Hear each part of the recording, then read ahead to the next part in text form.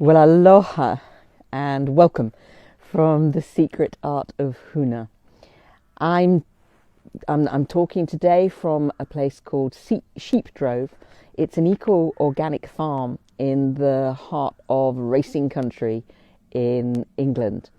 Everywhere you go around here, there are racehorse stables, and it's also a very historic area. It's not too far from Stonehenge.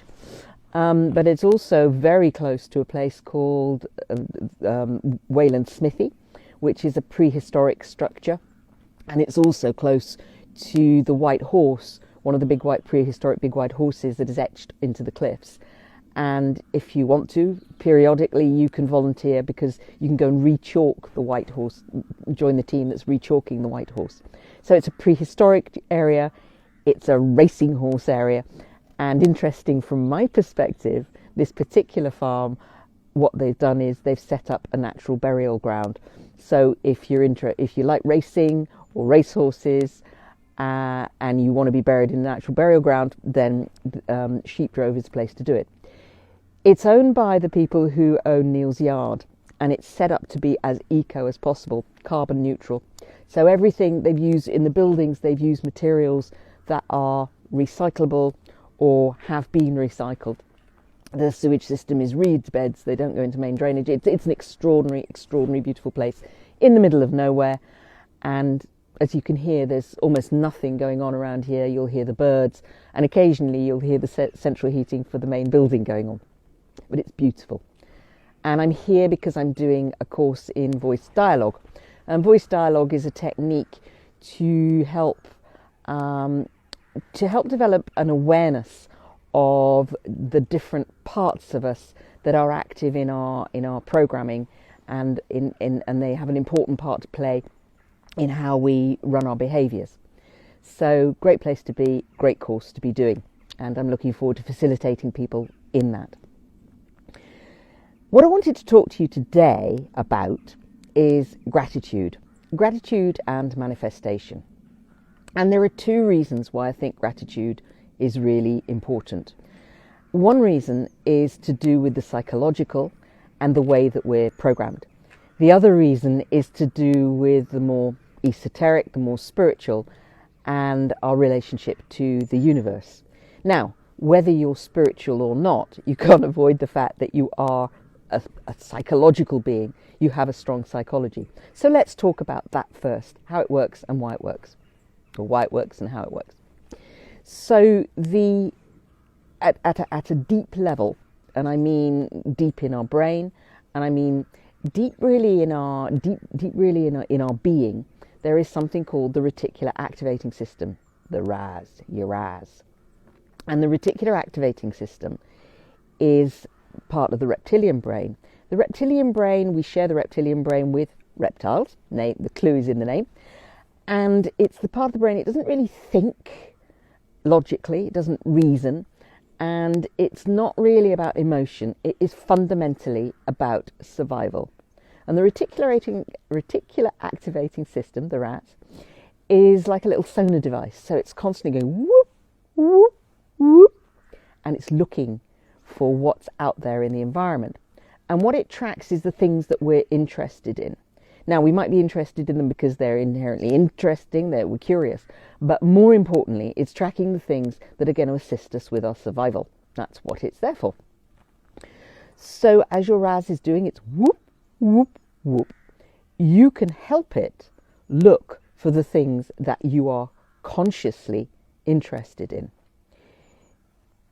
Most of our thinking, most of our behaviour is based on unconscious programming. Now, we can bring that programming into consciousness, and that's part of what voice dialogue is about. We can bring that programming into consciousness so that we're aware of it and we can do something about it. But it's still there. So, for example, if somebody says something to you in a tone of voice, which at an unconscious level, almost forgotten, reminds you of the voice of your school dinner lady who was mean and critical and unkind, and every time you went into the school cafe she would undermine you and make you feel lacking in confidence. that voice in the present moment, that person speaking in the present moment, without any intention, may trigger that memory and the emotions and the behaviours and the reactions that go with it in you. Equally, somebody says something in a tone of voice that reminds you of your school dinner lady who is absolutely lovely and helpful, and she boosted your self-esteem and you felt lovely when you were in her company. That may unconsciously kick off that program of feeling loved, feeling empowered, or feeling high self-esteem. So we've got these programs that run, and the RAS is constantly looking for the triggers and looking for the things, particularly where survival is concerned. So what you can do with gratitude, as far as your psychology is concerned, is you can teach your system to look out for the things that you like and you want more of. So having a daily gratitude practice, and it's a very simple practice, having a daily gratitude practice is going to help your system look for the things that you like, want more of, and therefore have a happier experience. Let's look at the other side, the esoteric, the spiritual. From a gratitude perspective, what you're doing is every time you express gratitude to the universe for manifesting something that you really want, you're putting out a message to the universe saying, I like this, please give me more of it. Now, if you're not spiritual, you don't believe in that sort of stuff, and you don't believe in manifestation, that's fine.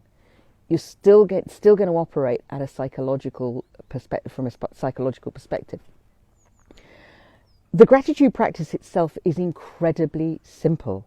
It's simply a question of picking a time of day, either at night or in the morning, of being grateful, saying to yourself, saying to the universe, if that's what you believe in, thank you so much for giving me this today, and please give me more of it, assuming you want more of it. At One of Many, where I coach, we call it thinking and thanking, but it's a general gratitude practice. Thank you for this. I love this. I love that I have this in my life. I love that this happened, and I'd love it if you gave me more of it.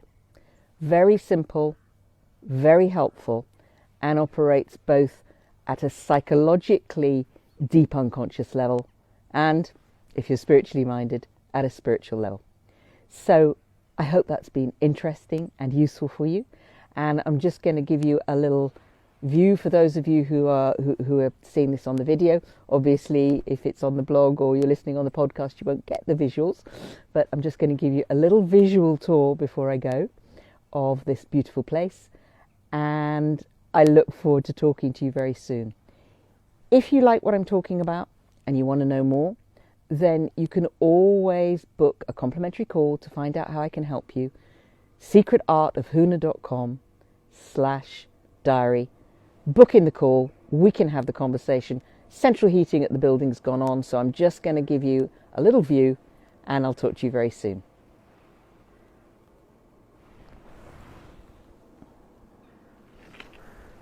And there we go. This is this lovely place. The farm buildings, the conference centre, and how lucky and grateful I am to be here. Please give me more of this.